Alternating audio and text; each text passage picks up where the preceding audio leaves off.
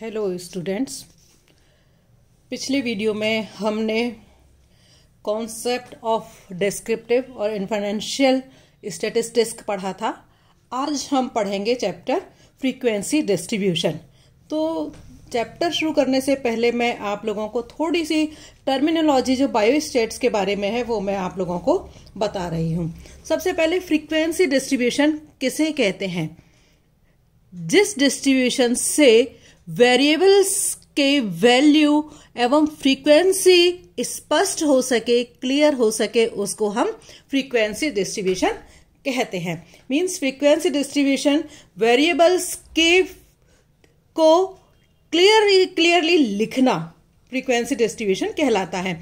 इसके अलावा किसी वेरिएट अथवा मद के अनुसार आंकड़ों का वर्गीकरण करना फ्रीक्वेंसी डिस्ट्रीब्यूशन कहलाता है। जो वेरिएबल्स हमें मिले हैं उनको हम प्रॉपर वे में लगाएं तो उसको हम क्या कहते हैं? Frequency distribution. तो किसी वेरिएबल्स अथवा मद के अनुसार आंकड़ों का वर्गीकरण करना फ्रीक्वेंसी डिस्ट्रीब्यूशन कहलाता है। नाउ वेरिएबल्स क्या होते हैं? पिछले वीडियो में भी मैंने आपको बताया था, एक ऐसी कैरेक्टरिस्टिक जिसकी वैल्यू निरंतर बदलती रहे उनको हम वेरिएबल्स कहते हैं।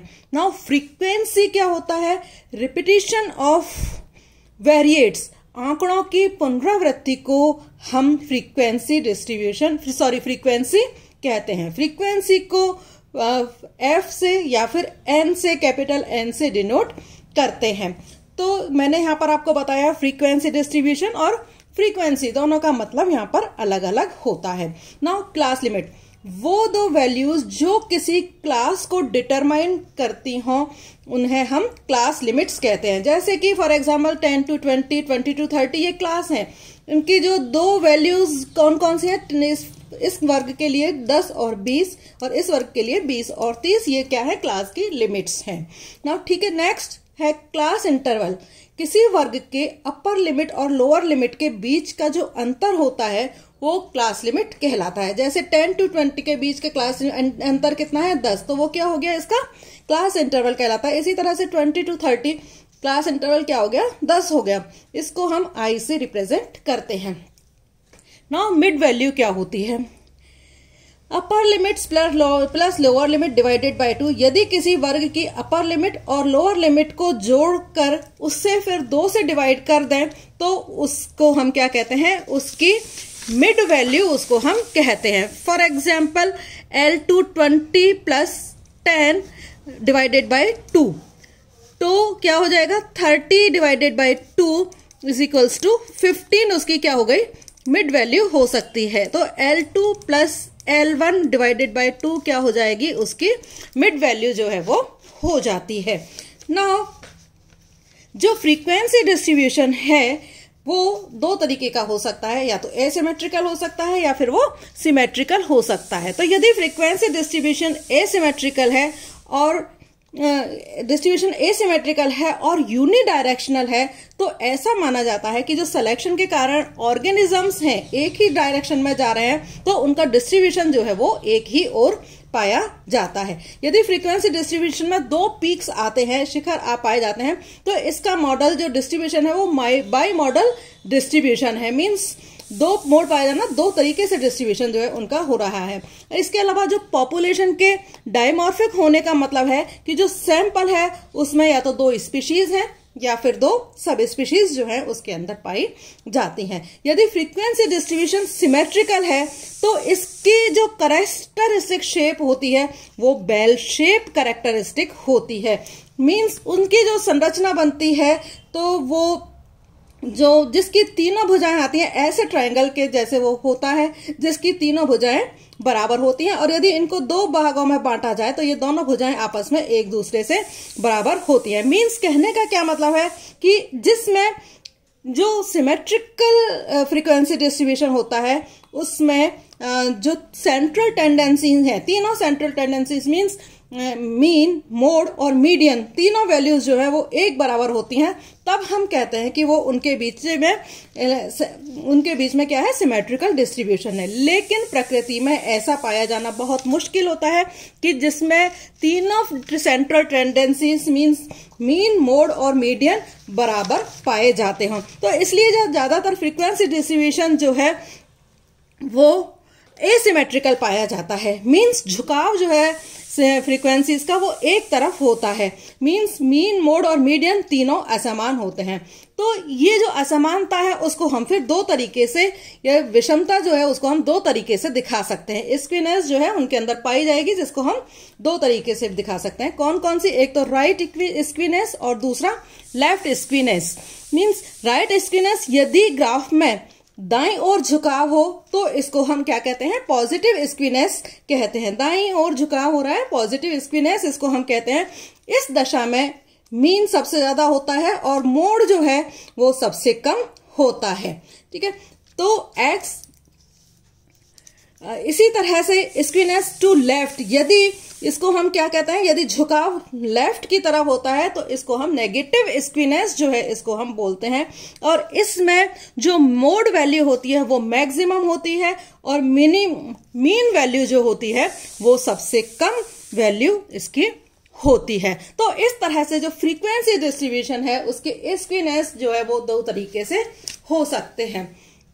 नाउ जो फ्रीक्वेंसीज हैं, बायोस्टैट की स्टडी के अकॉर्डिंग जो फ्रीक्वेंसीज पाई जाती हैं उनका आगे विश्लेषण करने के लिए उन्हें हमें उचित रूप से प्रस्तुत करना बहुत जरूरी होता है। तो इस जो डाटाज को हम उचित रूप से प्रस्तुत करते हैं उसको हम क्या कहते हैं, सीरिएशन उसको हम कहते हैं, सीरिएशन कहते हैं।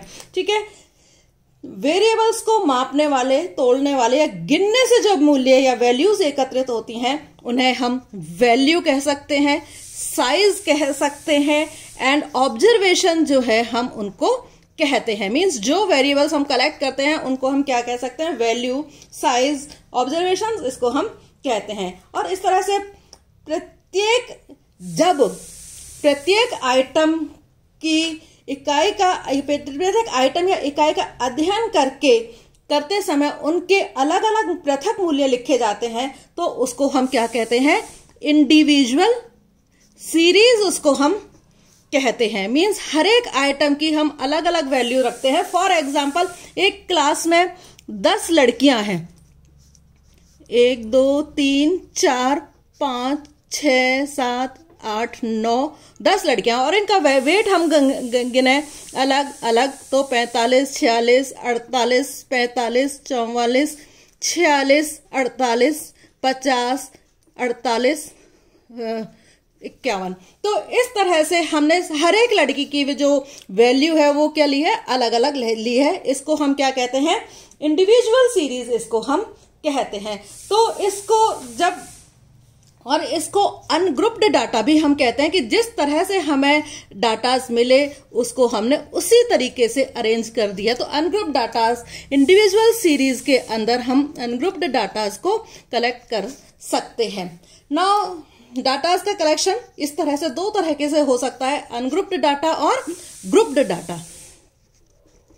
ग्रुप्ड डाटा मीन्स जब हम उसको प्रॉपर वे में अरेंज कर देते हैं उसकी फ्रीक्वेंसी के अनुसार, तो उसको हम ग्रुप्ड डाटा कहते हैं। तो इस तरह से यदि जब भी हम किसी सीरीज में हम काम करते हैं तो सबसे पहले जो हमें डाटास दिए गए हैं उनको हमें दो तरीके से अरेंज करना होता है। कौन कौन से दो तरीके से अरेंज करना होता है, या तो हम उनको असेंडिंग ऑर्डर में अरेंज करते हैं या फिर हम उनको डिसेंडिंग ऑर्डर के अंदर अरेंज करते हैं। ठीक है, असेंडिंग ऑर्डर, जब सबसे छोटा मूल्य सबसे पहले लिखा जाए और उसके बाद बढ़ते हुए क्रम में सबसे बड़ा मूल्य लास्ट में आए तो उसको हम असेंडिंग ऑर्डर कहते हैं। और दूसरा डिसेंडिंग ऑर्डर, जब सबसे बड़ा मूल्य सबसे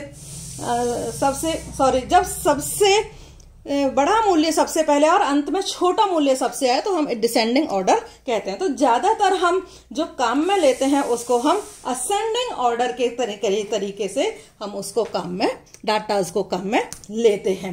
ठीक है, तो सपोज एग्जाम्पल, आरोही क्रम क्या हो गया, असेंडिंग और डिसेंडिंग।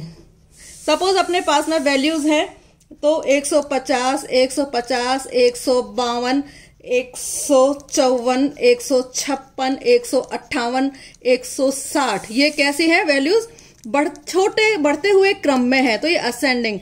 160, 159, 158, 155, 153, 151, ये सब क्या है, डिसेंडिंग ऑर्डर में, मीन्स घटते हुए क्रम में, इसको हम क्या कहते हैं, डिसेंडिंग ऑर्डर। तो सबसे पहले हम जो भी डाटाज हमें मिले हैं उनको हमें एक ग्रुप में अरेंज करना होता है, चाहे हम उसको असेंडिंग ऑर्डर में अरेंज करें या फिर उनको हम डिसेंडिंग ऑर्डर में करें। नाउ जो आइटम्स के मूल्यों को अलग अलग व्यक्त करने के स्थान पर यदि हम उनको उनके फ्रीक्वेंसी के आधार पर एक ग्रुप बना करके व्यक्त करते हैं तो इसे हम ग्रुप्ड डाटा कहते हैं। ग्रुप्ड डाटा का क्या मतलब, फ्रीक्वेंसी के अनुसार उनके ग्रुप बना देना ग्रुप्ड डाटा कहलाता है। पुनरावृत्ति के अनुसार ग्रुप बना देना ग्रुप्ड डाटा कहलाता है। तो प्रत्येक मूल्य यदि एक से अधिक बार एक श्रेणी में दोहराया जाता है तो हम उसको क्या कहते हैं, फ्रीक्वेंसी कहते हैं। और जितनी बार मद आया है उस मूल्य की बारंबारता या फ्रीक्वेंसी कहते हैं। और जिस बंटन से वेरिएबल्स के मूल्य के आकार एवं फ्रीक्वेंसी क्लियर हो सके उसको हम फ्रीक्वेंसी डिस्ट्रीब्यूशन कहते हैं। तो इसको हम एग्जाम्पल करके इस तरह से बता सकते हैं। सपोज हमारे पास में जो डाटाज दिए गए हैं वो अनग्रुप्ड डाटाज हैं। फॉर एग्जाम्पल कि जो छात्रों की लंबाई दी गई है हमें वो है सपोज 150 है, 152 है, 154 है, 155 है, 157 है, 158, 160, इस तरह से हमें स्टूडेंट्स की लंबाई दी गई है। तो हमने यहाँ पर इसके सामने लिख दिया 2, 1, 1, 1, 2, 1। तो इसका क्या मतलब है, जो 150 लंबाई है वो कितने छात्रों की हो गई, 2 छात्रों की लंबाई है। और 1 का क्या मतलब है कि जो 152 लंबाई है वो 1 छात्र की होती है। तो इस तरह से हम डाटाज को ग्रुप्ड कर देते हैं। तो इसको हम क्या कहते हैं, फ्रीक्वेंसी डिस्ट्रीब्यूशन इसको हम कहते हैं। फ्रीक्वेंसी डिस्ट्रीब्यूशन को हम टैली बार के रूप में भी बता सकते हैं। फॉर एग्जाम्पल, ये एग्जाम्पल है सपोज कि हमें अनग्रुप्ड डाटा जो है ये दिया गया है 051374510, ये सब हमें क्या दे रखा है, हमें अनग्रुप्ड डाटा कर दे रखा है। और हमें इसका क्या करना है, फ्रीक्वेंसी डिस्ट्रीब्यूशन करना है। तो इसको हम फ्रीक्वेंसी डिस्ट्रीब्यूशन करने के लिए या तो सबसे पहले हम इनको असेंडिंग या डिसेंडिंग ऑर्डर में लगाएंगे और फिर उनको एक जैसे आवृत्ति वाले जो हैं उनको हम एक साथ लिखते जाएंगे। तो सबसे पहले हम ये देख लेंगे कि मैक्सिमम वैल्यू कितनी है और इस डाटा के अंदर मिनिमम वैल्यू कितनी है। तो मैक्सिमम वैल्यू इसके अंदर 0 है और मैक्सिमम वैल्यू क्या आती है, 8 है। तो हम इनका सीरियल नंबर डाल लेते हैं 0, 1, 2, 3, 4, 5, 6, 7, 8 जो है इसको हम सीरियल नंबर डाल लेते हैं। ठीक है, नाउ इनके हम 0 अब हम पूरे डाटाज में देखेंगे 0 कितनी बार आया है। तो हम सारे डाटाज को देखें हर लाइन में, तो जो 0 है वो 3 बार आया है।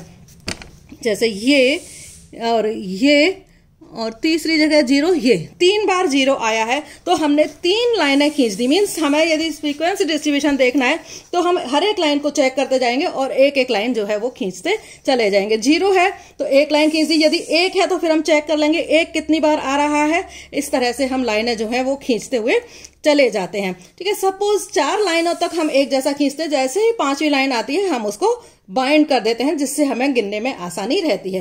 तो यहाँ पर हमने 3 लाइनें खींची हैं, इसका मतलब 0 जो है वो 3 बार आया है। यदि हमने यहाँ पर 4 और 4 8 और 1 9 और 2 11 लाइनें खींची हैं, इसका मतलब जो 1 वाली संख्या है वो ग्रुप डाटा के अंदर 11 बार आई है और इसी तरह से जो 2 वाली संख्या है वो 9 बार आई है। तो इस तरह इस जो तरीका है ग्रुप करने का, इसको हम क्या कहते हैं, टैली बार्स के द्वारा फ्रीक्वेंसी डिस्ट्रीब्यूशन करना, जिसको कि हमने असेंडिंग ऑर्डर में किया है। तो दूसरा एग्जाम्पल आप लोग बच्चों खुद कर सकते हो। ये वाला एग्जाम्पल आपको दे रखा है, ये आपको खुद करना है कि फ्रीक्वेंसी टेलीग्राफ बार्स के द्वारा आप किस तरह से जो है फ्रीक्वेंसी डिस्ट्रीब्यूशन निकालते हो।